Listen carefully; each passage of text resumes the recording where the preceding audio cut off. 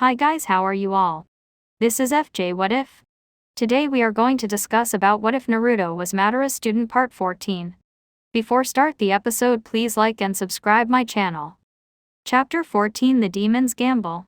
Hey guys, guess who's back? I am absolutely sorry for the very long wait, but things in my personal life have caught my attention and I had to think of the plot for this story, and now you get just that, a long chapter and tons of fun, I hope.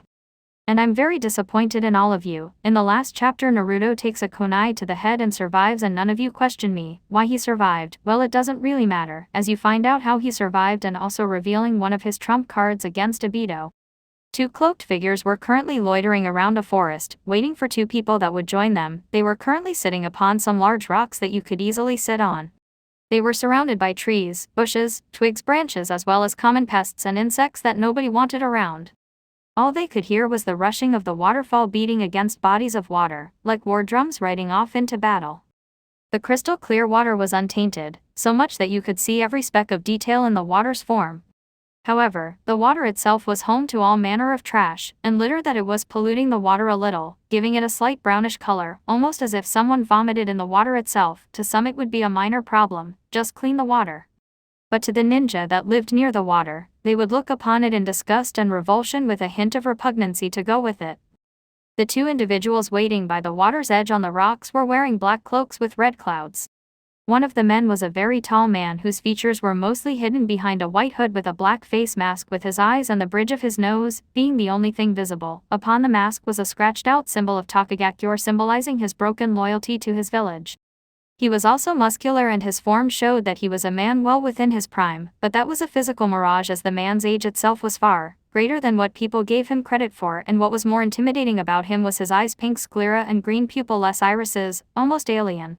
He had tan skin, and if you were to roll up his sleeve you could clearly see stitches on his arm, along with dark red nail polish, and a ring for the kanji north placed on his left middle finger. The other man was shorter than his partner and was less covered in terms of clothing. He had long slicked back silver hair, which reached the back of his neck. His cloak was open and revealing that he lacked a shirt on his body, with the only other clothing on him were his pants and shinobi sandals. He also wore a hitaite of Yugakure, which had a vertical slash through it like his partner, showcasing his broken loyalty. He wore his headband around his neck. He also had an amulet of an upturned triangle wrapped in beads hanging around his neck.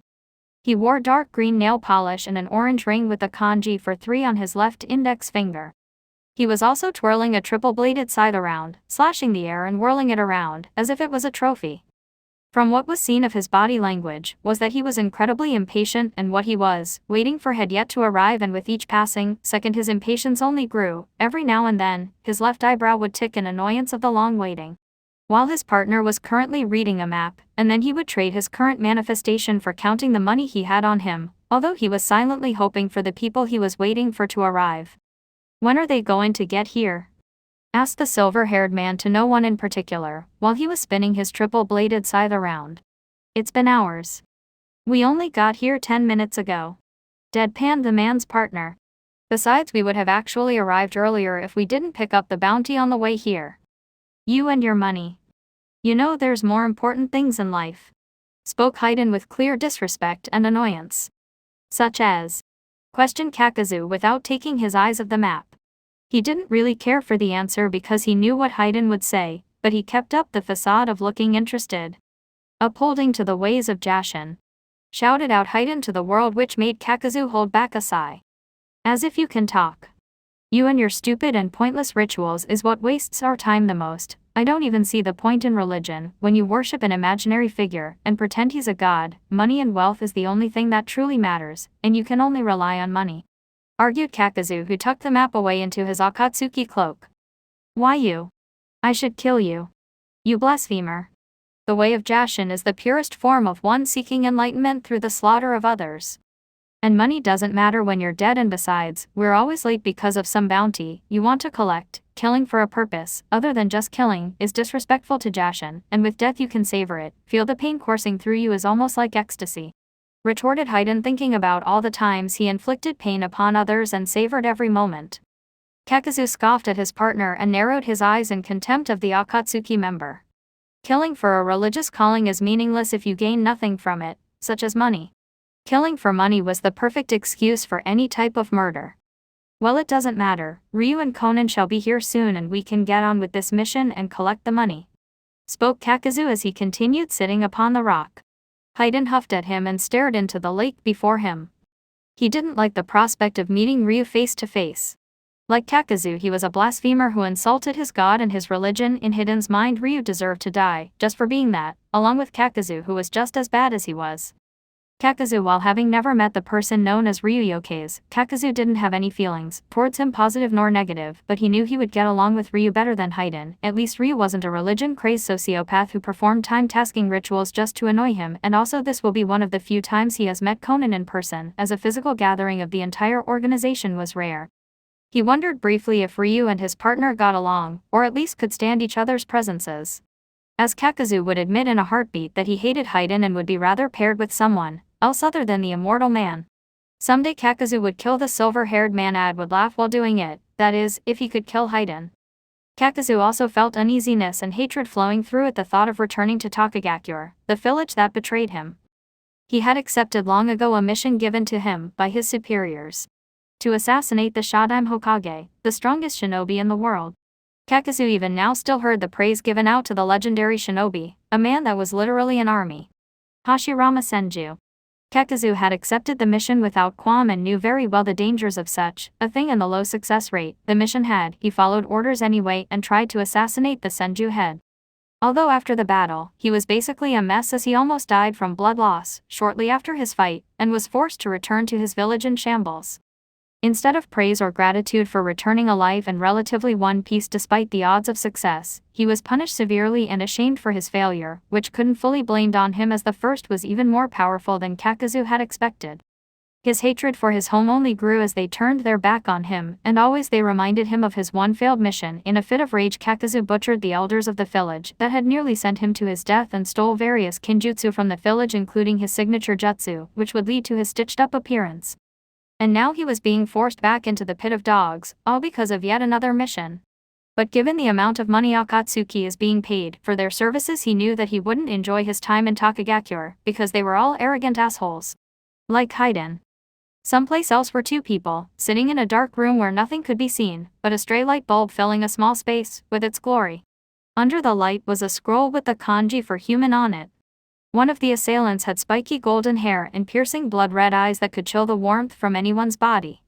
The other had ocean blue hair and glorious amber eyes that sparkled like jewels. So he's in that scroll. Spoke the blue-haired person whose voice belonged to a woman. Yes. Stated her compatriot bluntly. What do you plan to do with him?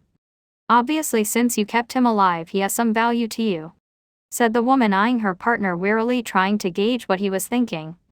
They had a skirmish with an assassin that was currently residing in that scroll, someone who had been ordered to kill the blonde. She wondered if there were others, such as this man out there hunting for her partner and leaving him 6 feet in the ground. Astute of you to notice.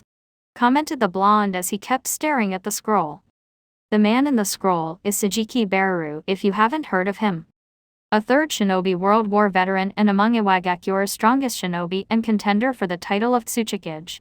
It leaves little to the imagination that he was assigned the mission of killing me. Wouldn't put it past the old Tsuchikage to eliminate threats to his village. If Onoki would send Sajiki, that clearly means that right now he is being annoying, sending a single dog to hunt a wolf. Spoke the blonde with a hint of scorn in his voice. But still, what are your plans in the long term?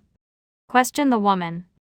My right eye is very powerful. One of my Kamionaneo allows me to assume control and dominate the minds of those I choose to enslave. Even if his mind was to resist, his body would be under any and all manipulation, and once the link between my eye and their mind is created, it's impossible to break or fight back against the manipulator.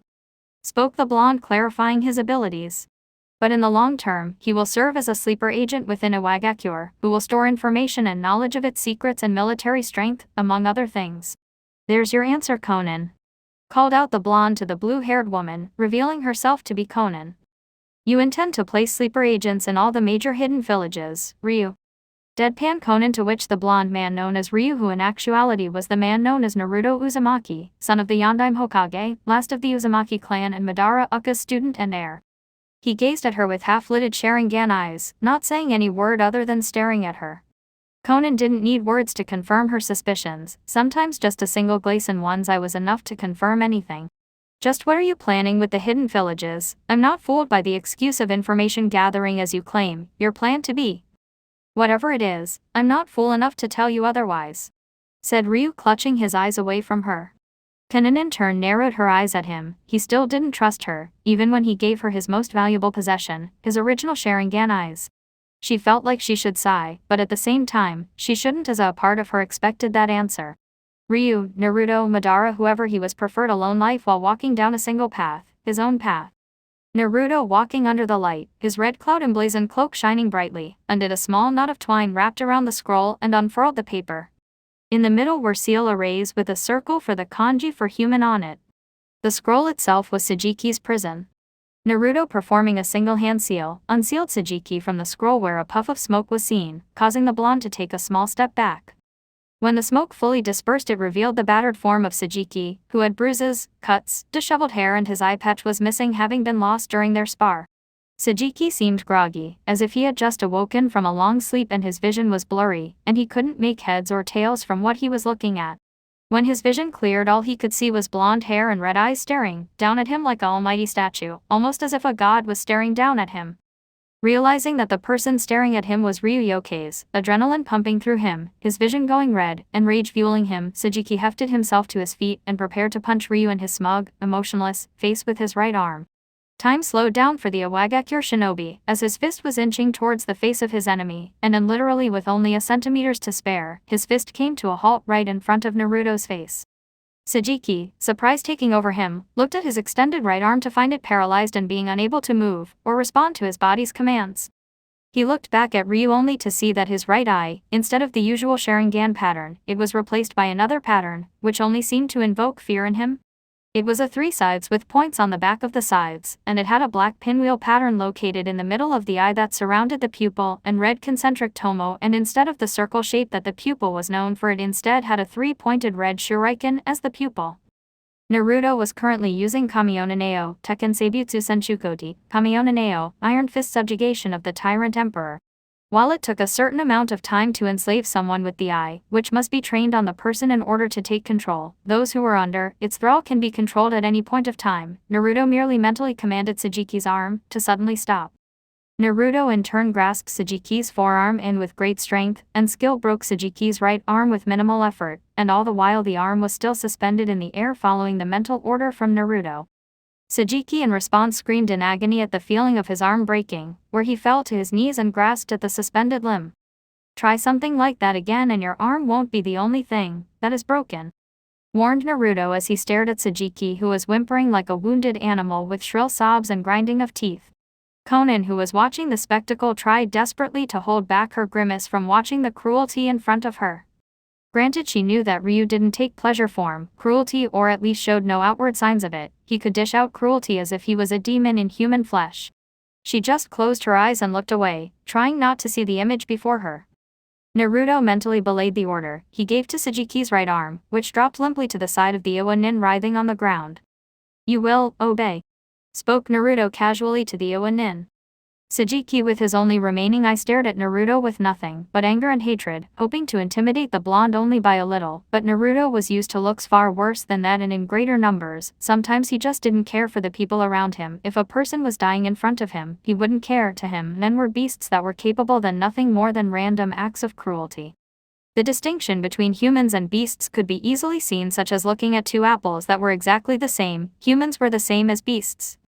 "These are your orders. You will return to Iwagakure and claim that you were defeated by Ryu Yosuke. You will record information of the village's infrastructure, including weaknesses in defense, military might, as well as population, movements, motives, and shinobi distribution of missions," ordered Naruto through the link between his eye and Sajiki, where the orders were burned into Sajiki's mind. At least that was what it felt like.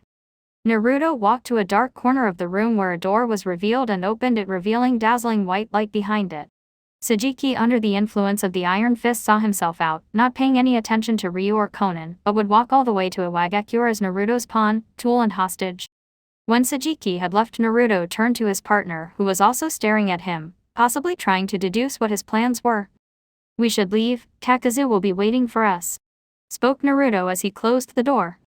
Deactivating his right Eternal Mangekyo Sharingan, Naruto sent chakra to his left Sharingan instead. He stared at a certain spot which was covered by light. And from that spot a wispy black smoke with a purple tint ascended into the room, forming a pillar, which then spread to form an arch made of black purplish smoke with a gaping black hole in between the arch, and wispy plumes of smoke cascaded down the arch, giving it a very malicious look to it. "Come," said Naruto as he was walking towards the arch, but Conan felt uneasy about the whole thing. The arch, from what little Ryu said about it, meant that it was some kind of portal. Just, where did the portal go? Exactly. Naruto, feeling her unease at the dark portal, clarified what exactly it was. It's Kamiona Neo, Sutepu no Shinigami, Steps of the Death God. It can act as a time-impairing technique or a time-impairing portal. The technique is absolute in its capabilities within combat, while the portal is perfect for any form of transportation. Simply walk through the portal and you'll find yourself on the other side of someplace new. Naruto had gained more experience by practicing through the technique during his battle with Sajiki, and his eyes were already increasing in power, and even before he became Madara's student he learned through his body and not his mind, possibly stemming from his immense physical energy that he inherited from his birth and his considerable spiritual energy that he gained from Madara's blood donation. Conan sighed to herself a little before making her way through the portal, almost like being swallowed by a great black maw. Naruto soon followed suit after her, and once his body was through, the portal dissipated and vanished from sight completely. In a dark place in Konohagakure, where only shadows meet. This place, also known as the Root Headquarters, was a place only shades could enter. Danzo Shimura, a Konoha elder, and the Yami no Shinobi, Darkness of the Shinobi, a man known for his archaic and draconian ideals and methods for what shinobi must be, a puppet master and shadowy manipulator. Danzo had committed heinous crimes and done unspeakable things, all in the name of the village, without anyone even proving his actions. If a person or asset proved to be too capable or being unable to control, assassination and blackmail were Danzo's preferred tools, and his tools, the soldiers of Root, were merely the pawns on a chessboard to be sacrificed and discarded when they had no further use. To Danzo, sacrificing everything for one self-village is what exemplified the shinobi. Ideals, morals, laws and emotions meant nothing to him and meant nothing in the shinobi world. Only the completion and the further development of the village's military might was all that mattered, and Danzo was waiting for the day that he would rule Konoha, as its Hokage as it was meant to be ruled. The will of fire was now a dying ember, and it has made Konoha weak, and software enemies, such as Orochimaru, Ryuyoke's, Suna, Oto and the Akatsuki could freely pass through the village, without any restraint. If only Danzo could have controlled his greatest tool and pet, then many would reconsider attacking Konoha, and with that power he could crush all advancements from enemies. But alas, it was not meant to be, since the Sandaime, his old rival, had discovered what he had been doing with the supposed tool of the village. But that was in the past. Right now he was standing within Root Headquarters, waiting to meet with one of his acquaintances, someone he had been working with for years, who assisted him in his mission of becoming Hokage and other actions he had done for the village. Danzo was a man of secrets, and his acquaintance must be kept secret, lest for any of Konoha's enemies were to discover him. And right before Danzo's only revealed eye, came a swirling space distortion that spiraled in on itself. This person had been his partner from the day the bandaged man found him, surrounded by corpses and bloodied trees. They made several plans with each other, such as the Kyuubi attack, the Uchiha massacre and the Akatsuki's reformation. Someone who he couldn't kill, no matter how hard he tried. Someone he had trained to be his heir when he would pass on, when he died, and to be Hokage when the time was right. Obito Usa. It's been a long time, Danzo. Spoke Obito as the Uka's full body was clearly visible and no longer a swirling mass. I felt so lonely these past few months without you. Jested the Uchiha, although Danzo's expressionless face betrayed nothing. He had trained Obito to be a master shinobi, one without equal. Not even Kakashi could stand against Obito. But still, the reason he kept him secret was the fact that fingers will be pointed and accusations will be made, and Obito was not under his paralysis curse, so Obito could possibly spill the beans on what Danzo has been doing for years. Besides, even though Root is officially disbanded, the Sandaime, Yondaime and Godaime know all too well that its previous members and current members are still very much alive, and are still very much loyal to Danzo and to Obito, and no one will question Obito spearheading Root, as not even the Hokage knew how many members there were in Root or who they were. So how did the attempt on coercing Ryu go? Asked Obito rhetorically, already knowing the answer. To Obito, Danzo seemed to narrow his lone visible eye in aggravation, or maybe that was a trick of the mind. But Danzo was also inspecting Obito's new attire, such as the Uchiha battle dress and the mask, along with a massive gunbai tied to a chain jutting out of Obito's sleeve. Preparing for war, are we? Stated Danzo coldly, also asking a rhetorical question. Obito chuckled at the answer, because that's what it would look like from anyone's point of view. Sort of. spoke Obito as he rubbed his mask in contemplation. But still, I really want to know how your meeting with Yosuke went. I suppose it must have been positive since he's currently running around the world, causing trouble with each step he takes," said Obito, his good mood going sour and Danzo's left eyebrow to twitch in annoyance. "Iwa Nin are among the most stupid and the most unreliable. I was confident that Yosuke had been fully subdued and I could Kotomitsu Kami during that time period, but I underestimated Yosuke. His knowledge of Uzumaki Fuinjutsu is astounding. He was able to uncover the weakness behind the chakra suppression seal," spoke Danzo with a hint of praise towards the blonde Sharingan wielder. "Also, Yosuke wouldn't be let loose on the world if you hadn't had failed in trying to make him our pawn in the first place." Obito hid his expression from Danzo behind his mask, but you could feel the aggravation being laced within the air, like a needle sewing itself into cloth. However, he never expected the revelation of who Ryu Yosuke truly was. A man with many faces. Naruto Uzumaki. Obito wondered if Danzo already knew of this revelation. Did he know that the son of the Yondaime had joined the enemy? Enemy in a sense really, but the Akatsuki may turn out to be enemies if Naruto had his way with the organization. His unique charisma can see to that and his power will only cement his position within the organization. But still Nagato was under Obito's thumb, like a chained dog. So long as he had the Rinnegan user under control, then Naruto won't make any move against him. Right now they were waiting for their other to make the first step to start their secret Cold War, but yet unseen from anyone's eyes. Obito had to ensure that Naruto's existence will stay as it was, as if the blonde was never meant to be. If not, and if the information that he was alive along with a powerful Keki Genkai and unmatched potential, he may have others lining up to follow him, and if the people of Konoha never find out that he's part of the Akatsuki, Naruto may use any support he would gain from the people and use them to turn against Danzo and Obito, along with the Root faction. But still the game had begun, the pieces were moving and it was currently a stalemate, but already Obito has lost a piece, the knight, Kasami Hoshigaki. If Obito were to capture that piece, then the most powerful piece on the board, the queen, Naruto, will use his might to take the kings, Nagato and Danzo, and the game will be over. Therefore only a queen can battle another queen, so Obito and Naruto were going to play the game to see which opposing piece would fall first. When you play the Game of Thrones, you win, or you die. There is no middle ground. And death was certainly going to happen if Obito were to lose against Naruto. Obito could literally feel the power from that man. His chakra was large and monstrous, and no less potent. His eyes were chilling and empty like his own. And his body was strong and fit, perfect for conquering any limitation, and a mind that was devious and cunning that no one could read until you found your head missing from your shoulders. Just how did Naruto get this strong in his life? He must have been trained extensively from a master with little to no equal. But his chakra was strangely familiar to the first Hokage. But Obito knew that there was no blood relation between Naruto and Hashirama, at least not that he knew of. Thinking like that would get Obito nowhere. Thinking on the past was how you die early, thinking to the future was how you kept your head and your power. Naruto is an enemy and a threat to everything he had created and everything he had done. And all enemies must be eliminated. The plan must stay as it is, his plan and no one else's. Whether or not we have him under control is of no consequence. Yosuke is a rotten seed that will seep its way into everything we know. His skill and potential growth will only continue to grow unless we pluck the sapling from its roots before it fully grows into a tree. But still, when Tsunade announces his full heritage, the civilians of the village will be shepherded like sheep, and will no doubt give him their support and rally behind him as his allies.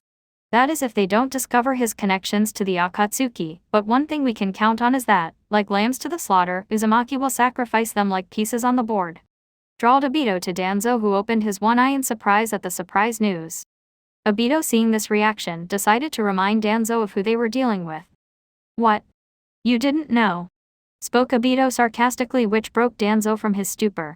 Ryu Yosuke and Naruto Uzumaki are one and the same person. Ryu is Naruto and Naruto is Ryu. I can't believe that you were unable to figure it out," continued Obito with that smug voice of his. Danzo didn't respond to any of this, but tightened his grip on his cane ever so slightly. "So the Kyuubi lives," stated Danzo as he returned to his usual expression. "I don't know, the Kyuubi may be alive, or it may still be dead. However, I just happen to believe that the latter is fact and not the other way around. But it does raise a rather interesting question: how is Naruto Uzumaki alive?" "I don't know, and I doubt we will ever have the answer," replied Obito. "If he is Naruto Uzumaki, then what became of his whisker marks signifying his connection to the Kyuubi?"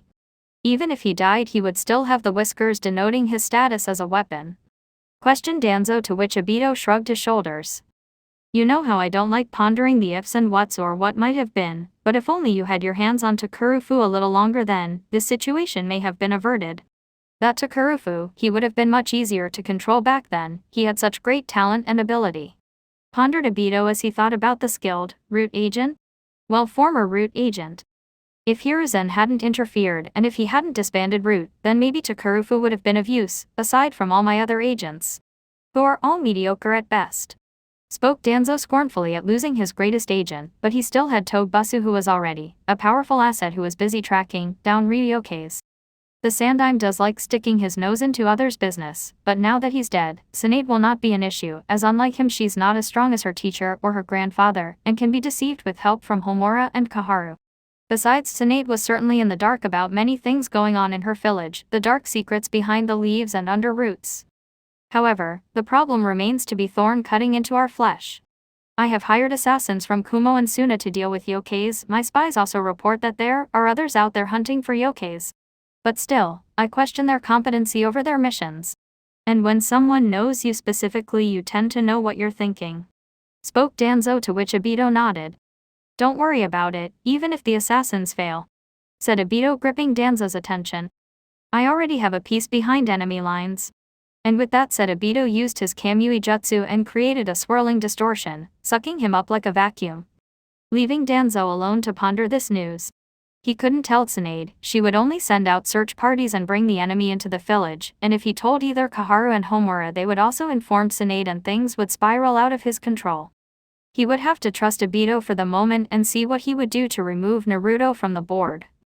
Sakura was trudging through Konoha, walking through the heavy rain that bucketed the streets. As always, it was either raining, or the clouds would never part. Sometimes it felt like a wound that continued to bleed, and never to heal. Sometimes she just felt like giving up on the weather. She would hope that one day the eternal clouds of Konoha would part to reveal the shining sun. Speaking of the sun, the image of a certain blonde appeared in her head. The blonde she desperately wanted to see again. Sometimes she felt like she couldn't live on in the world around her. It's as if when Naruto died, a piece of her went with him. She would smile around her friends, but did she truly smile? To be honest, she found no point in smiling if she wasn't happy. Most believed that she had moved on with Naruto's death, but his departure has forever left a festering scar on her heart. Those who knew that she hadn't given up on the blonde keep telling her, get a grip of yourself and move on. Why would you miss that thing? That monster should have died sooner. You know this isn't healthy for you, besides why mourn for him? Stop acting so depressed and have some fun. Those were among the people that Ino would gossip to and would offer their advice for her, believing that she deserved to be healed by others. Why continue on with the world the way it is?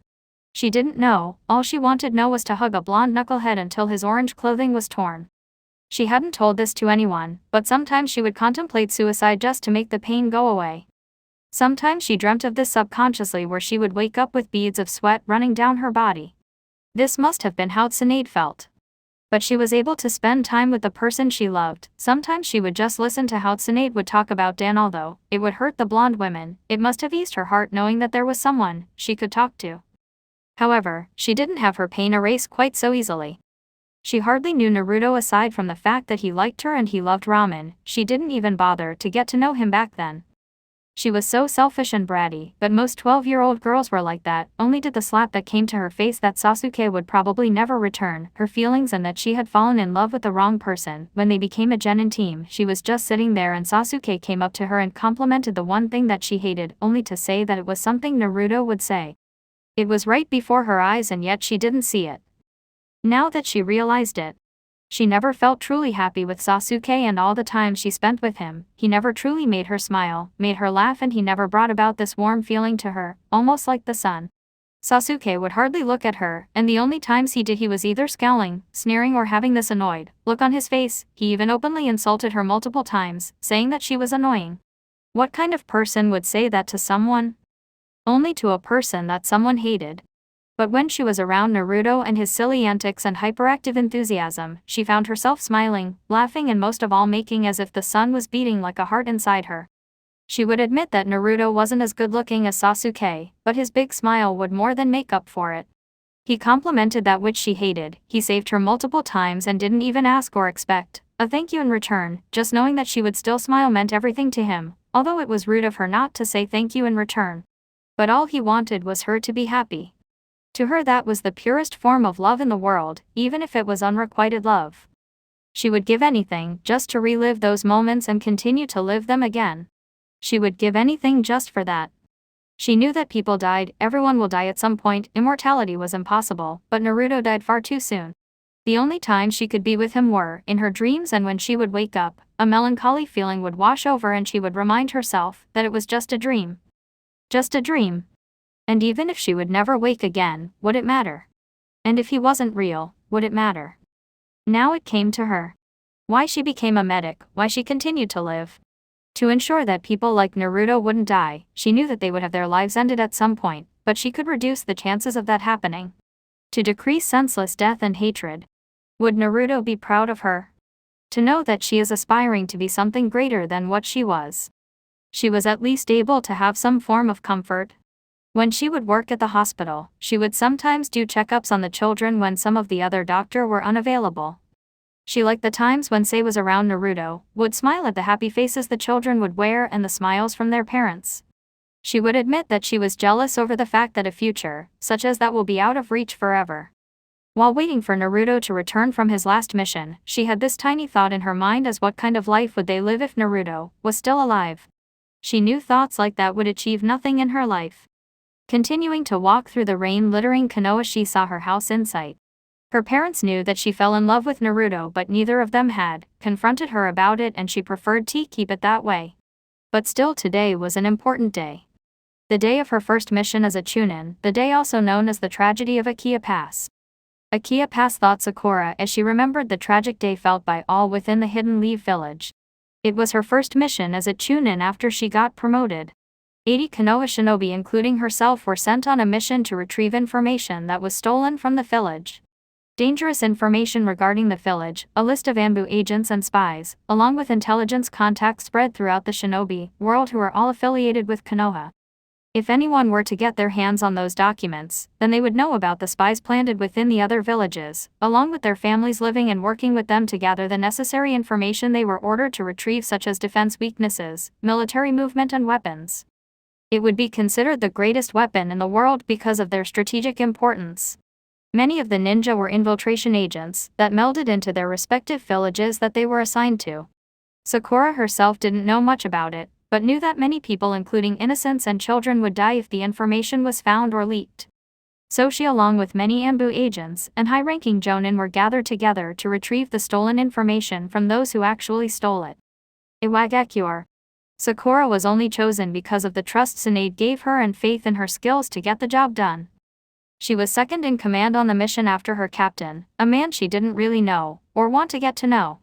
The many ninja that were chasing after the 4 Iwagakure shinobi were masters of disguise and espionage and were able to hide themselves among the common fold of the Land of Fire.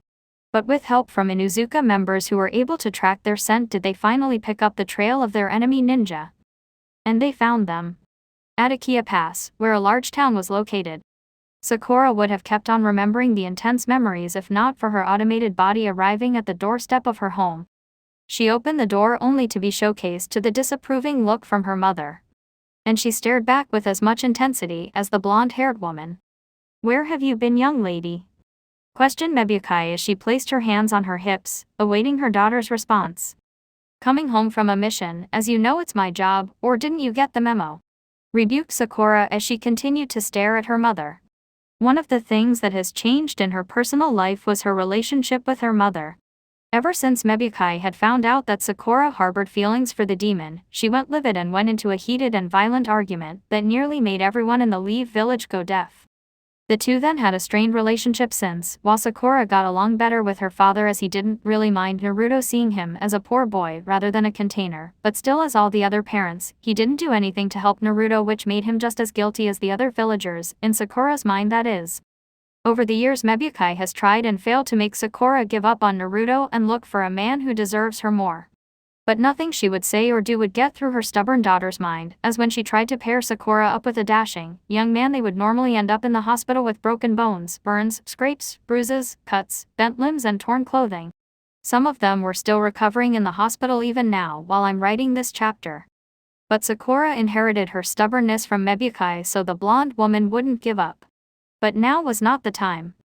Every time you come home, you trail mud and water all through the house. Can't you ever show respect for your space and everyone else's? Continued Mebukai, which earned a glare from her pink-haired daughter.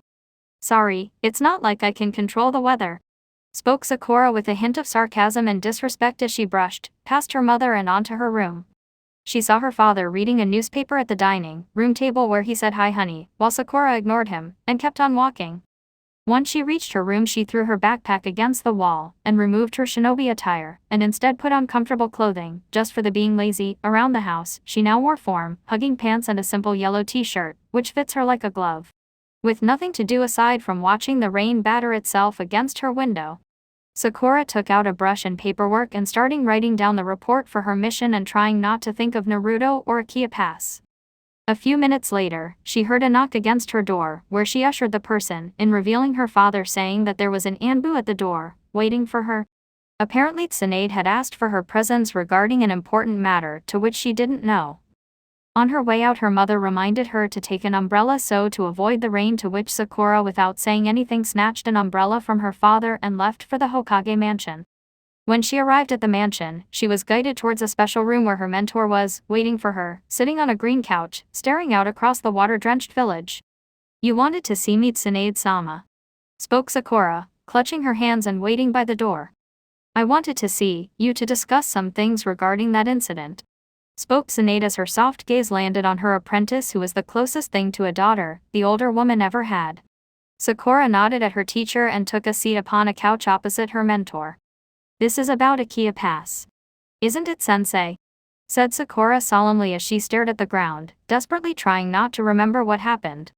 Today is the anniversary, and yet we still don't know what truly happened that day, replied Tsunade as she stared down at the ground. Sakura, please, tell me what happened. I want to know, not only as your Hokage, but someone that loves you. Sakura looked up to see Swan with pleading brown eyes, trying to make her open up in a look that seemed almost like it wanted to heal a scar. They blame me, don't they? Rebutted Sakura. To which Tsunade sighed, as it was her analysis was correct. Please tell me, Sakura, said Tsunade again, and after a few minutes of looking into each other's eyes, Sakura forfeited the staring contest and opened up to her teacher. Everything was going fine, we found the infiltrators and we had the information in hand, started Sakura, with Tsunade listening intently to the story. The Hokage needed to know what happened. The grief-stricken families needed to know what happened. We did what we thought was right and we were able to save lives in the process, continued Sakura with the story. I was talking to the captain and we were discussing what our next move should be. He decided that we should destroy the information so that no one could have it, thereby protecting its secrets and protecting lives, recounted Sakura, and she was right with the captain. Powerful knowledge such as that shouldn't be allowed in anyone's hands. After that, there was silence. Knife-cutting silence that you can only find in a few places. Among death and pain. We couldn't even hear birds, nor the sound of the rain hitting our skin, not even our footsteps squelching the ground. We heard nothing. Until it came, spoke Sakura, to which Tsunade was sitting on the edge of her seat, as if watching a thrilling movie. What came? Sakura, tell me what it was, queried Tsunade, wanting to know what happened. The first thing we heard was a scream. It sounded almost as if it was a wounded animal, writhing in agony and surrounded by haunting whispers. One of my comrades said it was just some lunatic who ate some hallucination-inducing berries. But I just knew that it was different than that. I couldn't get a good look at the person, since he was shrouded by my comrades' bodies, so I went to tell the captain of this lunatic, as they claimed, continued Sakura. The next thing I hear while talking to the captain was metal-piercing flesh and cries of battle. Then, as if a chorus, a symphony was being played, I heard screams that could shatter glass and wake the departed. When I turned to look, all I saw was a body flying towards me, and then I suppose I lost consciousness. She then felt a hand on her shoulder to see that her teacher had changed places and was now sitting next to her. What happened next? Asked Tsunade, which made tears form in the corners of Sakura's eyes, and like a flood, the tears trailed down Sakura's cheeks, and her lips and hands quivered. Her whole body was shaking, hoping to not remember to what she woke up to. Please tell me, Sakura. I woke up in a sea of blood. In Kumagakure, among the mountains and clouds, high above the sky, always the light blue of day, things were bustling and turning about as they normally would with the villagers of the Lightning Village. In his office was the Raikage signing off documents and approving missions for his shinobi. He had been contemplating recently the raid on the Kagero Temple and the theft of the sacred Tanbaguri no Tsurugi. A black blade of massive power if used in the hands of a master. He had to have the blade back in Kumo's possession, where it rightfully belonged. That's why the Raikage would send one of his best agents as both a motive to eliminate Ryuyokeis, retrieve the Tanbaguri and receive funds in the process from a rather wealthy contributor Danzo. He heard his door knock and he ushered the person in. The person was a slender and cute-looking woman, who appeared to be in her early 20s. She had blonde hair, which was slicked back with two long strands styled into a distinctive antennae-like appearance, which pointed towards the back of her head. She had vivid green eyes, and she had a light coat of pink lipstick. She had a slender hourglass figure that could make men drool, at the very sight. She wore black opera gloves with spikes on the knuckles and long skin-tight leather pants, black high-heeled shoes which she could easily walk in and the Kumagakure flak jacket to which she also wore a leather bikini underneath and had a tattoo on her right shoulder, which was the kanji for violence, and a spiked choker, chain wrapped around her neck. "So you called for me?" asked the girl rather innocently. "Yes, I have need for your talents, and you're the only person I can trust for this mission, since if I send B he will most likely screw the mission up and get lost in the process where he could go on a holiday for who knows how long," spoke as he rubbed his temples. Okay, so who am I killing this time?" questioned the woman as she started to stretch. "Ryuyokeis, and you will also acquire the Tanbaguri from his possession which he stole from Kumagakure," spoke gaining the woman's attention. "Okay, fine, I just hope he's handsome, hate to kill a good-looking guy," spoke the blonde-haired woman. Aside with exasperation at the woman. "You are to kill him, not flirt or make out with him, understand?" sighed A. Fine, there you go ruining my fun again. "So do you accept this mission, Ninfu Boruto?" questioned A as he crossed his arms. "Fine, but can I flirt with him just before I kill him?" queried Ninfu, which made a drop his head, which meant that the answer was yes. He gave up easily since the girl was stubborn as a rock, so it was near impossible to convince her otherwise. In Sunagakure, among the sand, wind and heat to which the country was famous for, the blistering, blazing fires on the wind were obscuring the true intent of its leader. Gaara, the Yaug man who was chosen to be the new Keiskage for the village hidden in the sand. Gaara had suffered along with the rest of his kind, the Jinchuriki. He soon learned to hate his environment and his eyes held contempt for those who wronged him. To prove his existence, he felt that only killing those could possibly tell the world that he was among its people. But he found his ideals challenged when he found solace in the form of another of his kind, Naruto Uzumaki, like him the son of his respective yondaime. One who suffered more than he did, and yet finding courage and determination to continue on despite his immense pain. Gaara had suffered the loss of his first friend when his former rival Sasuke Uchiha killed him at the Valley of the End. When Naruto came into his life and changed his views, Gaara felt little intent to kill anyone, but now, that was different. His intent to kill Sasuke was far greater than the pain he suffered. He wanted the Ukka's blood to stain his sand and his red eyes to look at him in horror. Gaara was broken from his brooding when he heard a knock at the door. Like any cage, he ushered the person in. To reveal another of his top ninja, one who was also considered to be Keiskage, but denied the position down just for personal reasons. "Yakuto, I have an important mission that I believe only you are capable of achieving," spoke Gaara as he laced his fingers together in a thinking position. Yakuto was a tall and slender man with bright, shoulder-length, red hair styled into slicked-back spikes with a widow's peak and small eyebrows. Bright emerald green eyes and reverse teardrop-shaped tattoos under each eye. He wore a Swangakure flak jacket, but without shoulder pads and a collar.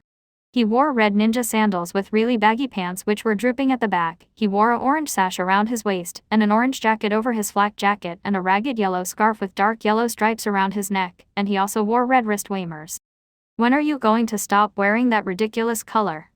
stated Gaara. "The moment I stop liking orange, which is never," spoke Yakuto with a shit-eating grin. "I need you to eliminate the man that killed our previous Daio. He's a powerful and experienced member of the Akatsuki with powerful friends and allies." "Oh, you mean the Ryu guy? Why? If anything, he actually helped our village, and, from what I've seen on the street, people are actually happy he's dead. Even your brother and sister are happy," said Yakuto, bewildered. "Despite what he did for our village, we cannot allow a shinobi like him to be wandering around killing daimyos," spoke Gaara. Fine. I'll do it, but I better get a raise in my salary from it, spoke Yaekdo with a small grin. Gaara sighed at the man's demands, but conceded defeat anyway. With Haiden and Kakazu, one was waiting patiently for the arrival of their soon-to-be temporary teammates while the other, less so. Both were about to leave if it wasn't for a black purplish arch door appear from nowhere. And out walked their comrades who they had been waiting for.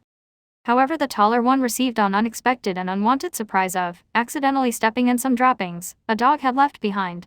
He lifted his foot to see the natural waste on his foot and gained a tick mark in response at his misfortune. His partner Conan, however, tried to suppress a giggle at the scene. Kakazu meanwhile didn't care, but could sympathize since it happens to anybody at some point. However, Haiden just felt like shouting his opinion to the world. Haha, did you see that, Kakazu? He totally stepped in that dog shit. Haha, classic, yelled Haiden in glee while patting Kakazu's back rather hardly earning a groan from the stitched-up man. Naruto's ears twitched in response, obviously catching what Haiden just said. And a swift movement, he kicked Haiden in the face with the foot that had the dog stool on it with some on Haiden's face. Well, that's what you get for making a fool out of Ryu Yokeis. Haiden meanwhile was running and screaming around the small, clearing, muttering intangible things. Kakazu, spoke Conan as Naruto was scraping of the crap on his foot. Nice to see you again, spoke Kakazu with a dull voice. Bakuto Pika is in Takagakure, readying himself for the gambling tournament. All I know is he is in the village, and it's best not to draw attention yourself as he'll run at the first sign of trouble. Naruto and Conan nodded at the ancient shinobi's words and followed the man through a waterfall that would lead to the village with Haiden glaring at Ryu, and soon, they made their way into Takagakure where they began walking around the village. There were canals running through the streets, forming various loops and twisting ways with people riding on gondolas for various reasons, such as transport, romance, friends helping out other friends. The entire village smelled like clean fish if such a smell was actually possible. But the village was surrounded by a giant lake, which must be home to plenty of fish. And across the lake was a massive tree which acted as a roof to the village and hiding it from view of enemies and allies alike. But still the tree did not shroud the light of the sun from view, and it was enough for clear visibility. But one thing which interested the blonde was Kakazu. He could feel the anger and hatred radiating off him. Naruto could emphasize with Kakazu since Naruto himself but have been treated in a similar way. He had heard about Kakazu's past in the village, but didn't pry either out of respect or simple lack of interest in the subject. He could also feel Haiden's stabbing gaze on him, almost as if Haiden was hoping to kill him with a frightening look. But since you couldn't kill people with a glare, it had little effect on him. Conan was her usual self, but was actively looking at her surroundings and taking note of what was actually around her. And in her opinion, the village had a certain elegance to it. Kakazu was seething with every step he took. His anger was so great that he might have actually burned the ground where his feet were. But still, as the Akatsuki's treasurer, he would have to collect funds for the organization, and money was indeed important to their plan, and they had the chance to hit a huge stash of cash from the nobles that were after Bakuto's head. We will never find Bakuto within the village, no matter how good a censor you are, Ryu. He has a way of hiding from his debt collectors. He will only appear at the gambling tournament that is being held tonight at the local casino. Bakuto never misses a chance to gain money in clean ways, spoke Kakazu to Ryu and Conan, completely ignoring Haiden. Bakuto has a habit of betting mostly all of his money on gambling and other things. We first need to collect the money from him and then leave with his head. Should be rather simple, but he also has a streak of cheating to his name. But since the tournament will be centers around his favorite game, I don't expect him to cheat, but he will win above all else, continued Kakazu, recounting of what he knew of Bakuto. So therefore we must look the part to gain an upper hand on Bakuto, stated Conan, which made Kakazu nod. Looks like we will be going shopping. Rya's paying, spoke Conan, causing said blonde to raise an eyebrow at her. All three went their separate ways to go shopping for their disguise mission, leaving Naruto to wander around the village, for already having a suit in his possession and already giving them the money. He saw how the people would mill about in their daily lives, not giving a care in the world. Sometimes he would look across the lake and see it glitter and shine as if life was cemented into the water. However, he noticed a strange abnormality. People were currently cheering and drinking alcohol and partying with friends. To Naruto, this was not behavior appropriate for a gambling tournament. No, this was different. Perhaps this abnormality had to do with the time of year. He also noticed that people were setting up booths for games and food along with drinks and toys and accessories. There were water shooting games and if you win you earn a prize, and ball games where you had to get as much balls in the clown's mouth and you won a prize. And Emne lanterns were being strung on strings, they glowed with noble magnificence that the blonde had only seen a few times. He saw children run past him pretending to be ninja with their wooden kunes, katanas and shuriken while wearing fake hitayats with badly scribbled on symbols of their village, and they were laughing and playing with little care in the world, almost as if nothing will go wrong in their little world. If they became ninja they probably wanted to join for glory and awesome action. Their innocence almost brought a smile to Naruto's face. Almost, as a child he never had any innocence, he didn't think he had any from the day he was born. He went through things those children should never have to go through. It didn't matter. None of that mattered. The blonde continued on walking. A few minutes later, he brushed past someone who could possibly give him answers on what was happening around him. "Why hello there young man, are you here for the Akirantan, Spirit Lantern, Festival?" Spoke a humble-looking old woman, who appeared in her early 50s. She was currently hanging up lanterns by the time Naruto walked by. "No, just passing by, and to be quite honest, I've never heard of the Akirantan Festival." Spoke Naruto impassively, but this Akirantan festival intrigued him. The only other festivals he had been to were the ones in Wave Country, and the Kyubi festival where the villages would play their favorite game of fox hunt. Well, this a revered festival of Takagakure that has existed since the near beginning of the village. "Would you like me to explain the history, young man?" To which it earned a slight nod from the young blonde. First, to start off, there were two warring clans that had been feuding with each other for many centuries. Spoke the woman, but was interrupted by Naruto. "The Senju and the Uchiha clans." No, but they were similar. They were called Shin clan and the Rai clan. Now among their members 2 children were born, the head of the clan's son, Kurata from the Shin clan, and the head of the clan's daughter, Manako from the Rai clan. One day both were walking through a forest by a river where the two of them happened upon each other. They say it was love at first sight. Spoke the woman, with Naruto listening intently, noting that this tale sounded eerily similar. After that day, they met up every day by the same spot, every time the sun would set, but instead of speaking they would send each other lanterns, and written on the paper, they started conveying their feelings for each other. But when the fighting between their two clans intensified, the violence increased and Kurata lost his life during one of their battles. Manako, overcome with grief, threw herself against a tree, battering her body again and again until her bones were broken. Naruto was getting the feeling that the story just took a depressing turn of events. Then, while laying on the ground, grieving and weeping, she cried. Her tears were large and plentiful, and her tears later became a lake where all manners of creatures and seafaring animals made their home in her tears. Eventually a giant koi fish, known as the elephant koi, known for its massive size, gifted Manako a lantern that allowed her to see her beloved Kurata whenever she closed her eyes while holding the lantern. Naruto had to remark that it was a sad tale indeed.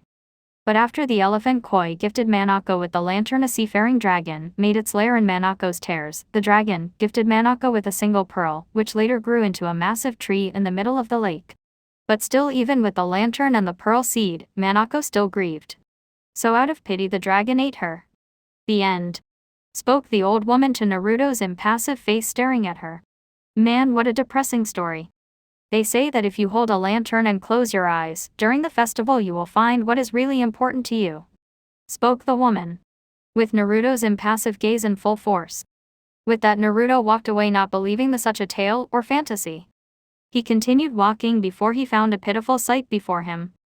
Join the religion of Jashinism. Jashinism will show you the true way to enlightenment and, above all, a place by his side in paradise. Yelled a voice that was familiar to Naruto. He peeked over a person's shoulder to see Haiden attempting to convert civilians and shinobi to join his religion. To Naruto, if there was anything more stupid than that story, he was told was the religion of Jashinism. Besides, no one was actually listening to Haiden, not even a crowd had gathered around him. Religion was a useless thing to him, so why bother following after a god that clearly doesn't exist? So with those thoughts in his head, he decided to leave. Haiden, seeing Ryu within the crowd and attempting to leave, tried to stop him by forgiving him. So he ran through the non-existent crowd to catch up with the Sharingan wielder. When he caught up, he placed a hand on the young man's shoulders. Ryu, hey, listen, I know we didn't have the greatest of introductions, but I'm willing to forgive you if you join the followers of Jashin, and together we will spread our great religion to the corners of the world where everyone will adhere to the laws of Jashin. Spoke Haiden, getting ahead of himself and over-enthusiastic about his religion. What? Stated Naruto, which made Haiden face fall on the ground in exasperation. Why would I want to join your following? Said Naruto, referring to the fact that the only follower of Jashin he knew was Haiden, and the fact that Haiden failed to convince everyone of his religion just meant there was little profit from converting to Jashinism. Don't you seek enlightenment? Spoke Haiden as he got off the floor with his gobsmacked face in full effect. No, answered Naruto bluntly. Besides, anyone that joins Jashinism are fools really. Spoke Naruto as he started walking again away from Haiden, who was fuming where he stood. Naruto basically just called him an idiot and ridiculed his religion. Although Haiden would allow Kaksu to get away with it because he was his partner, but from Ryu he guessed it was acceptable to kill him. Haiden readying his scythe, he threw it at Ryu downward, so the pointy end would come down on top of him and kill him, while the silver-haired man smirked victoriously as the blades inched closer and closer to Ryu's shoulder, which would make him bleed to death on the floor. However, before he could blink, saw Naruto catch the scythe and flip it over his shoulder, which carried Haiden and slammed him on the ground a bit away in front of the blonde, which created small dusted cloud and a spider web crack to form on the ground. The follower of Jashin groaned in pain, but he didn't have enough time to pick himself up. He found his weapon being tugged away from him while he was still holding it, and before he knew it, he found Naruto's foot in his face again. Those actions caused a little fear to travel through the civilians who were watching. Naruto, realizing that Bakuto may be watching, decided to leave and act normal so Bakuto will not suspect anything. So Naruto swiftly and quickly disappeared from sight, leaving Haiden alone. When he got away from his previous location and was known next to the lake which Takagakure was known to have. Unfortunately, Haiden just had to follow him since Naruto could feel the religious man's repugnant chakra closing in on him. Naruto, unafraid of Haiden, just waited where he was for his fellow Akatsuki member. I'm going to kill you, shouted Haiden as he swung his scythe at Naruto, who easily dodged it. Naruto jumped onto the water to escape Haiden. He didn't feel like fighting all that much and preferred to just wait for the gambling tournament to begin so he can get away from Haiden and his annoying religion. When Haiden also landed on the water using his chakra to keep him afloat, Naruto conceded and ready to fight Haiden, but as always he won't go all out on him. He always wondered why. Maybe he did inherit some habits from Madara. Who goes all out on a child? Was his mentor's words. Besides, it was fun holding back. Naruto unsealed his sais ready to combat Haiden. He also channeled chakra into his right eye, and this was a perfect time to snuff out the traitor, even if it was Haiden. But controlling Haiden also had its own reward. To wrest the Akatsuki from Obito's control, the only way to do that would be to take control of its members. His Kamionaneo would see to that, for it was impossible to break free from the control of the eye. Once under its effects, you would be just a slave to carry out its master's command. Meanwhile, an old man with a cane was walking by and saw the two shinobi preparing to fight each other. They better beware of the Unagi, spoke the old man before he hobbled off somewhere, not caring about the ninja powerhouses. Naruto and Haiden charged at each other, and their weapons met with a loud clash, with Naruto blocking Haiden's downward slice and causing water to fly everywhere. Naruto, in an amazing feat of strength, pushed back against Haiden's scythe, which caused the silver-haired man to become unbalanced and lose his footing, allowing time for Naruto to kick him away and across the water. Haiden in retaliation threw his scythe at Naruto, who saw it coming with his Sharingan and was able to dodge it, only for Haiden to redirect it where it was now aimed for Naruto's back. Since the weapon was not made of chakra, Naruto couldn't sense its incoming attack, but with his Sharingan he could see the ripples of Haiden's muscle, and was able to deduce what he was able to do, so he backflipped in the air, avoiding the scythe. When Naruto looked up, he saw Haiden with his scythe buried in his abdomen and his blood dripping into the water, and a horror-stricken look in his face. Ow! Ow! You dickhead, do you know how much that hurts? Oh God! Yelled Haiden, which made Naruto raise his eyebrows at him in unexpected surprise. Never in his life had he met someone who could survive a blow like that, and to look completely fine. Within a moment, Haiden pulled out his scythe and cracked his neck. How was he? Is he immortal?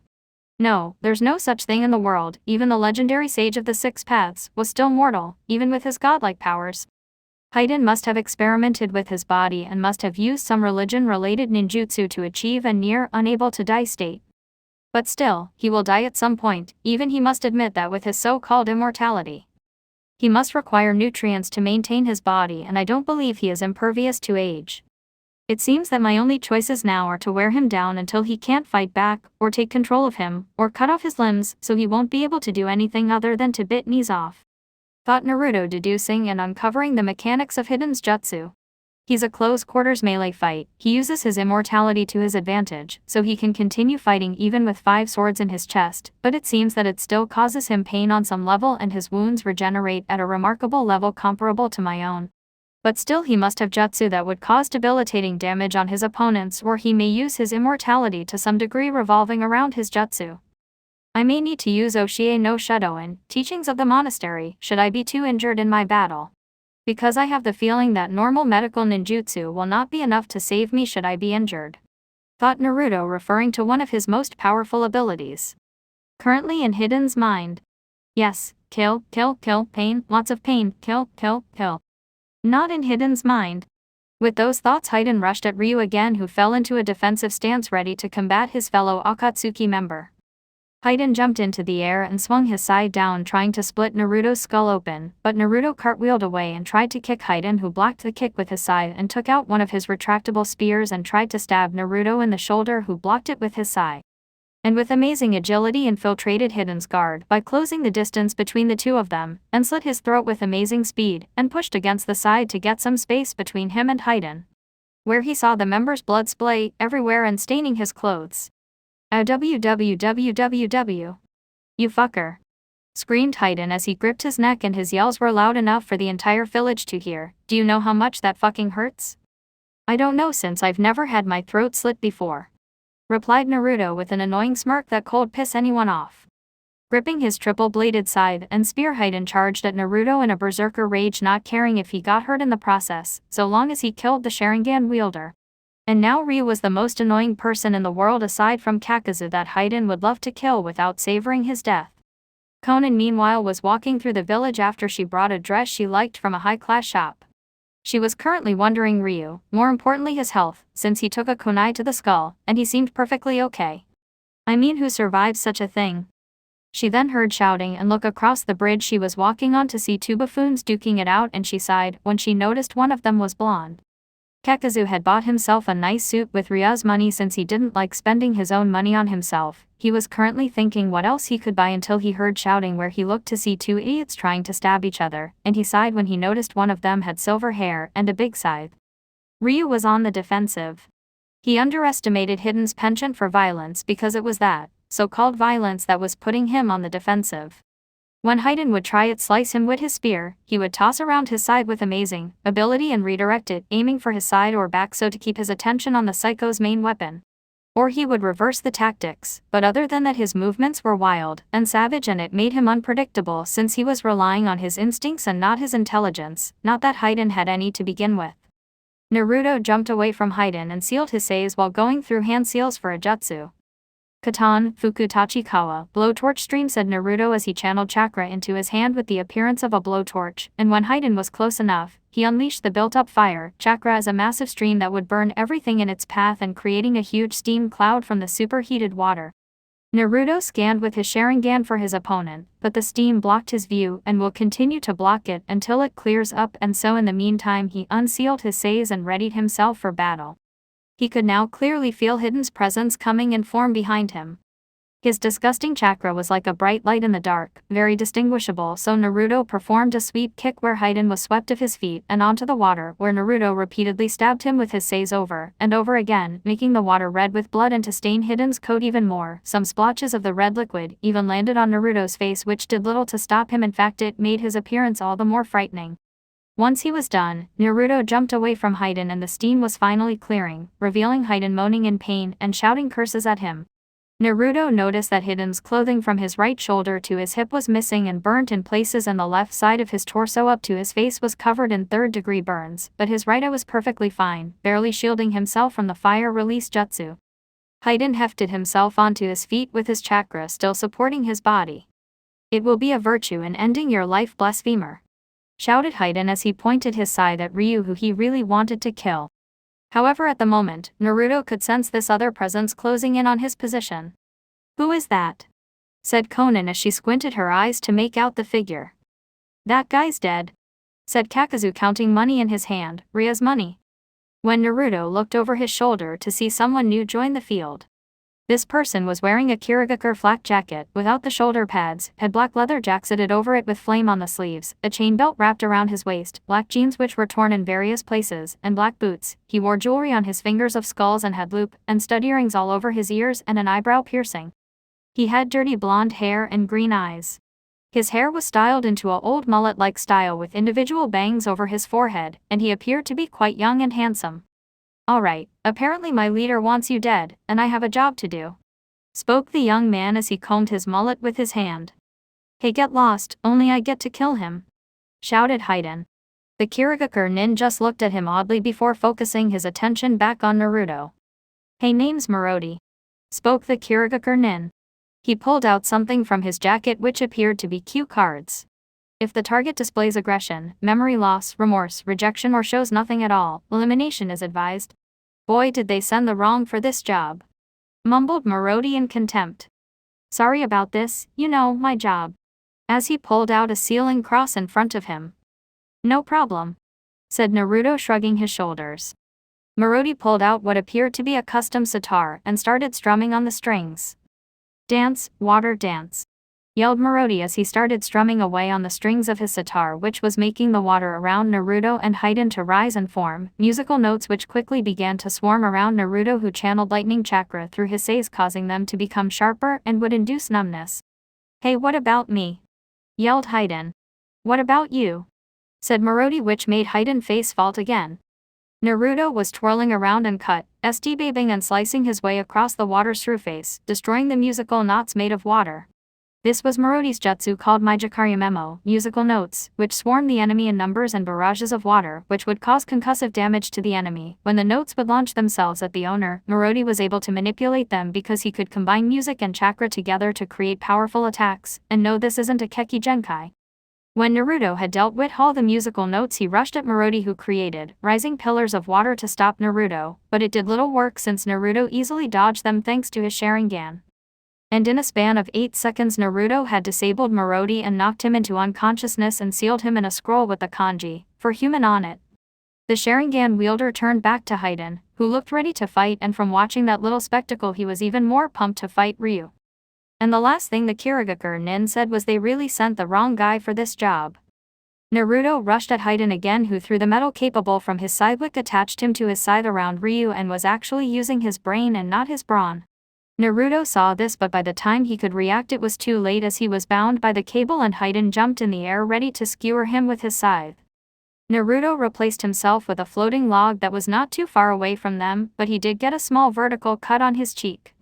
Maybe he was getting too carried away with this fight, and besides he liked getting wounded, and he was wounded multiple times in his encounter with Kasami. Well, he was holding back his power at the time. But you get the idea. Naruto with great speed and strength flew through the air, performing a flying kick. However, the strength and power behind the kick was so great, air around Naruto started to condense and began taking a new shape. A full body of a green with dark green stripes of a pouncing tiger surrounding his entire body. It was one of Naruto's most powerful taijutsu moves. Banjin Tora Kiku, Savage Flying Tiger Kick, roared Naruto as he slammed his foot against Hiden's abdomen, causing the silver-haired man to cough up even more blood and for him to go rocketing backward off the lake and apparently hitting the wall right next to where Kakazu was sitting. The impact from the kick was great enough that it caused the wall to be destroyed into small pebbles. Luckily for them, it was a building, which was going to be torn down for construction and made into a shoe factory. "Do you need help?" asked Kakazu sarcastically as he peered into the building's hole, and all he could really see were Hiden's legs, sticking upward toward the sky. "You know what, Kakazu, eat a dick," said Haiden as he got up off the ground and massaged his head. "I felt like I've been kicked by 10 circus clowns." With that sentence, Kakazu sweat dripped at his partner, wondering how he could come up with such a thought. "But still, I have this," said Haiden, picking up a dirty old shoe. The old building was originally a shoe factory, so it's just going to be refurbished. "I don't see how a shoe will kill him," deadpanned Kakazu, who was still counting his money. Haiden, seeing the shoe in his hand, threw it at some poor man who was just passing by. "Know this," said Haiden, pulling up his scythe, which had the smallest amount of blood on its tip. He finally had what he needed to kill Ryu. Bringing his scythe to his tongue, Haiden licked the blood off it, almost savoring it. People who were around the area quickly began to flee the area. But not because of the two brawling shinobi. Kakazu, being acquainted with Bakuto, could recognize the man's chakra signature, and he was happy to know that Bakuto's signature wasn't close by. Haiden took out one of his retractable spears from his cloak and stabbed himself in the hand, where he allowed his blood to drip on the floor, coating it in red. Naruto's piercing eyes could see a figure deep within the water. But the murkiness was obscuring his vision, but he decided that it was of no threat. Haiden pressed his foot against the blood and started drawing a circumscribed equilateral triangle.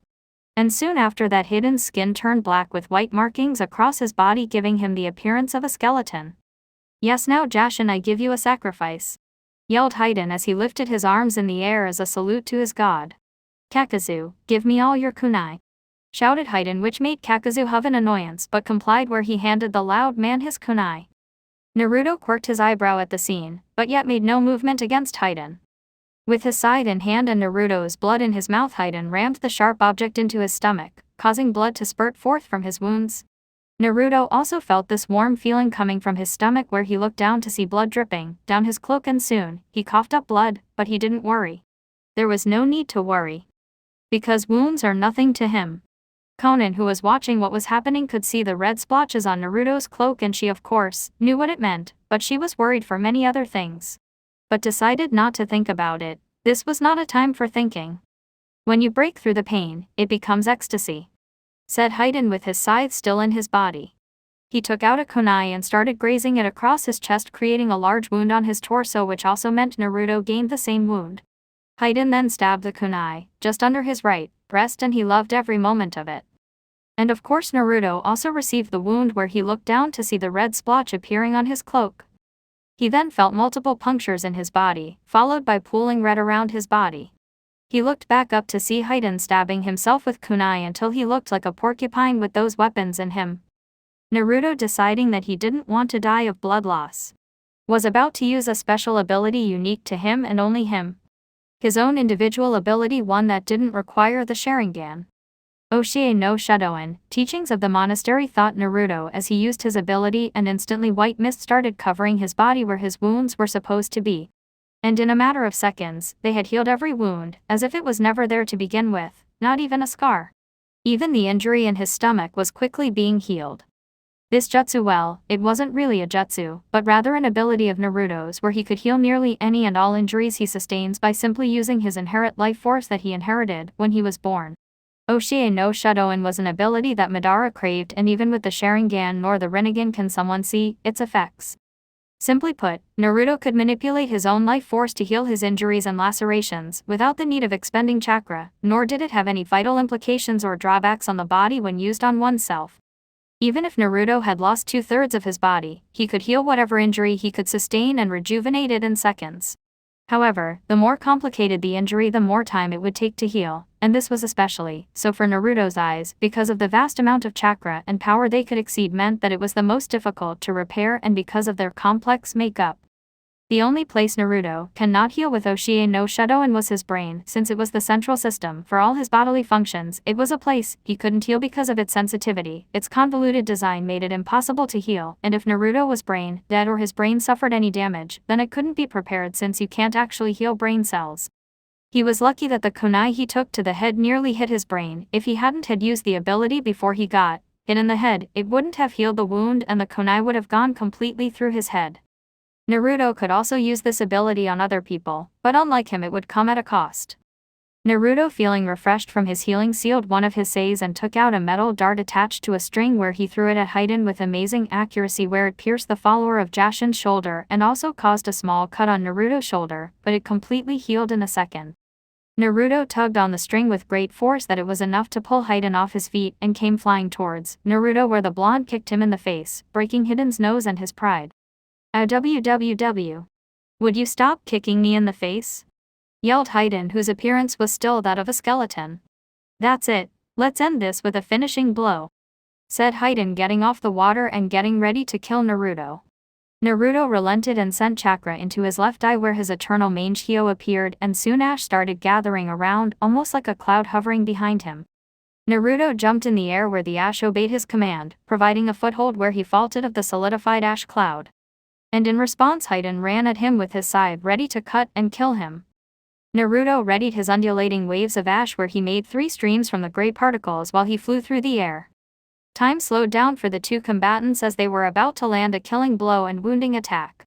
But just as they were about to attack each other, something erupted from the water and charged at the two Akatsuki members, and it was certainly big.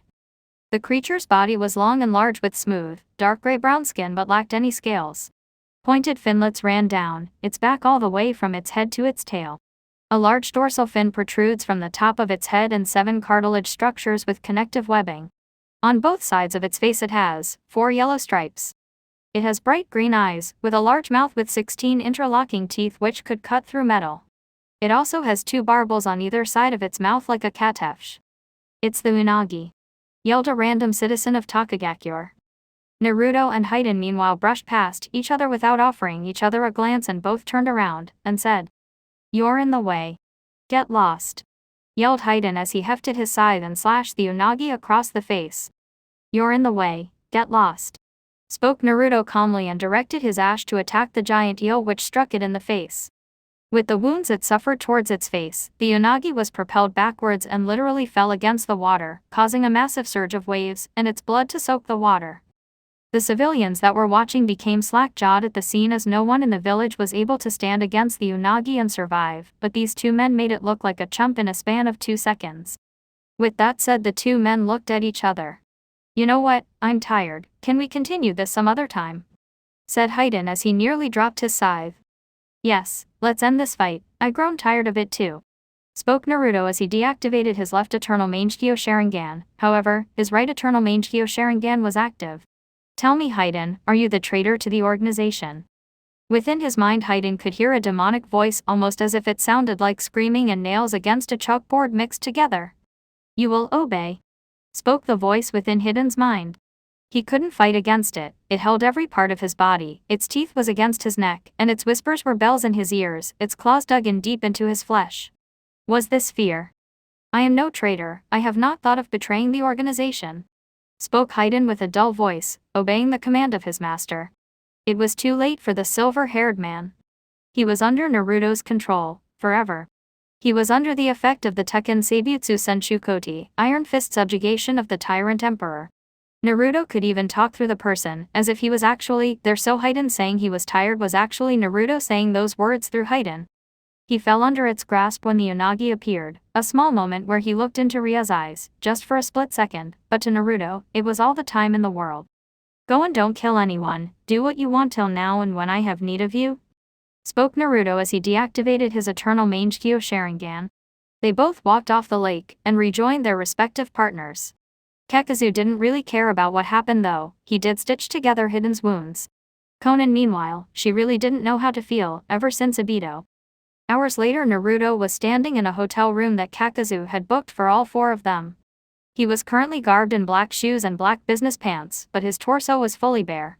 He was going to have to win all the money from Bakudo when he cashed in his money for the tournament. But that was not bothering him.